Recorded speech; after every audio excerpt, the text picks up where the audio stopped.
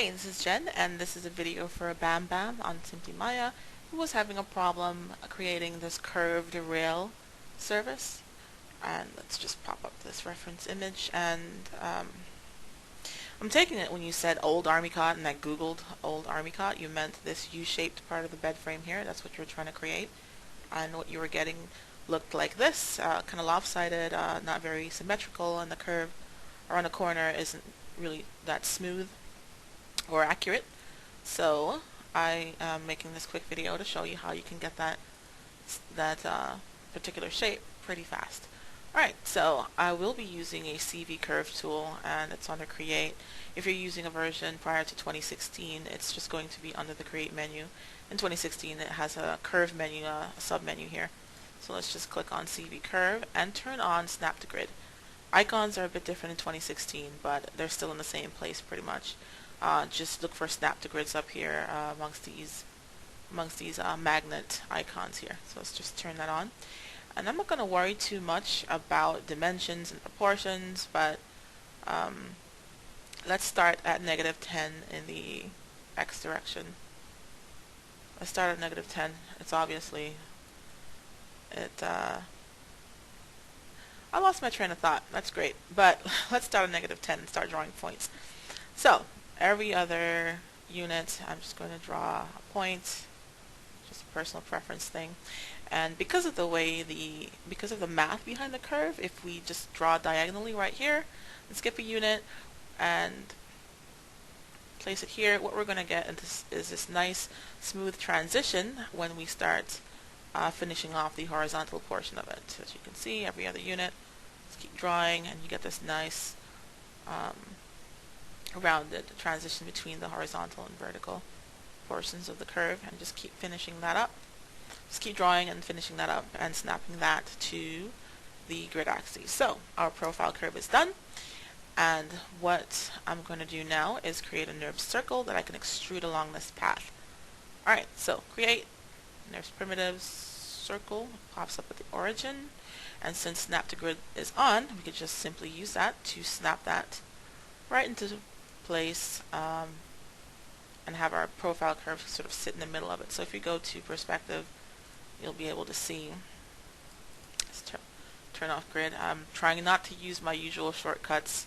I'm using these menus, and it's really tough because I don't use them at all. And we can turn off snap to grid for now and just scale this to a feasible thickness, something that looks sort of like the reference. And we have our curve selected, our NURBS circle selected, and let's select our path, and we're going to just run a NURBS extrusion along here. So under surfaces, I'm pretty sure it's in a different spot in prior versions of Maya because a lot of things got moved around, but look for extrude, and we're just going to go to the options, reset that, and the defaults are fine. Just hit apply, and now we have this tube. And what I want to do here is just sort of mirror this over to the other side and just create a complete railing. But I would convert this to polygons first because the polygon tools are more versatile in Maya. They've been actually updated. So I'm just going to go to modify while I have my surface selected. Convert, NURBS polygons, options, and reset this. And I don't want a triangulated surface, so I'm just going to choose quads, and I want it to replicate this topology exactly, so I'm just going to use control points. Hit apply. So now we have this polygon version of our NURBS surface. If we were to hide, let's select the NURBS stuff, the surface and the curves, and just tuck that away in a display layer real quick. And if we were to select our polygon surface and hit 3, as you can see, it looks exactly like the NURBS surface. Now we could just use polygon tools. So you have the option to either duplicate this over, scale it inversely, and then combine a surface, and then merge the vertices in the middle to make it one continuous rail, or you could just use the mirror geometry operation.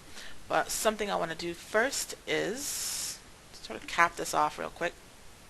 Let's do that. Let's grab these edges here and go to edit mesh, extrude.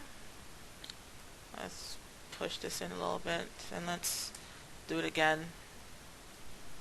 Oh, thickness isn't working in that scenario. Let's use offset. Alright, offset's good. And just grab these vertices here in the middle and come in here and just merge these down. Apparently the threshold isn't high enough. There you go. Now it's merged, and I will drop an edge loop down here just so you can keep the shape. So where is it? Under, there you go. Insert edge loop tool. It's probably different in a different place in the older versions. So look for insert edge loop tool. It should be under edit mesh or something like that in older versions. So I'm just going to drop a couple in here. And if you hit 3, you have a hardened edge. So you can actually move these edges closer together if you want to harden this up some more. But now we just have this capped off, and what I'm going to do here is use the mirror geometry operation. So let's turn on grid again so you can see. If we just use a manipulator real quick, you'll see that our pivot point is right here on the origin. So it will mirror over quite nicely. So we'll just go to mesh and the mirror geometry options, reset again, and we want the geometry to be mirrored over the x-axis, which would fall on the positive x side, which is actually the default settings here. We want it to be merged with the original, and we want the vertices touching to be merged as well. So let's just hit apply, and there you have it. You have this rail, it has the end caps, so you can just duplicate this to make the other end of the bed or whatever have you. But why? I didn't set up my anti-aliasing at all. And yeah.